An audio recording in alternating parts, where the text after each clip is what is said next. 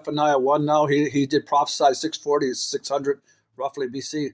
The day of the Lord is really the house of Judah.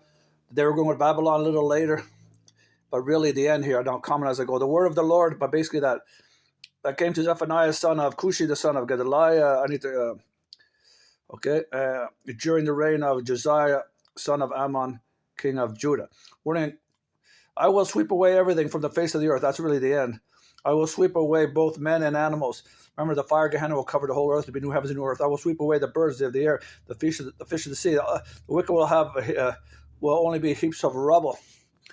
It'll be ashes underneath the feet of the saints. When I cut off man from the face of the earth, that'll be the end, declares the Lord.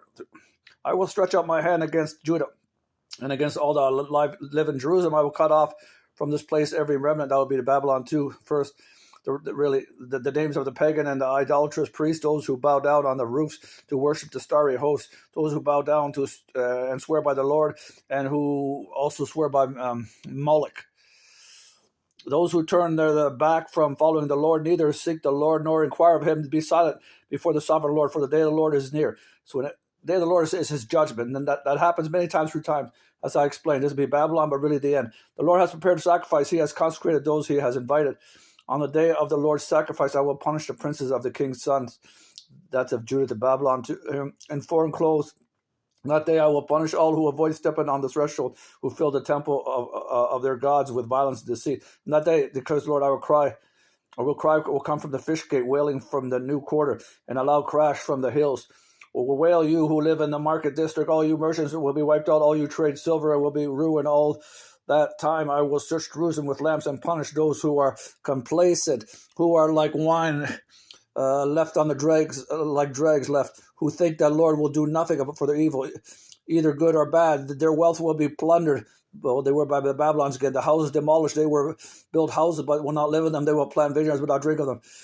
The great day of the Lord is near. It happened there in the end. Near is coming quickly. Listen to the cry. The day of the Lord, the bitter and the shouting of the warrior there. And that day will be a day of wrath, a day of distress, anguish, a day of trouble and ruin, a day of darkness and gloom. The Revelation says that in the end. And a day of clouds of blackness, a day of trumpet, right?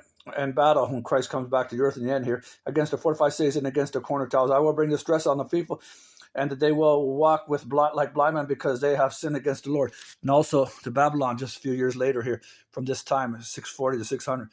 Their blood will be poured out like dust, and their entrails like filth. Neither their silver nor their gold will be able to save them on the day of the Lord's wrath. In the fire of jealousy, the whole world will be consumed in the end, for he will make a son and God of all who live on the earth, and only the spiritual will live in the end. Bye.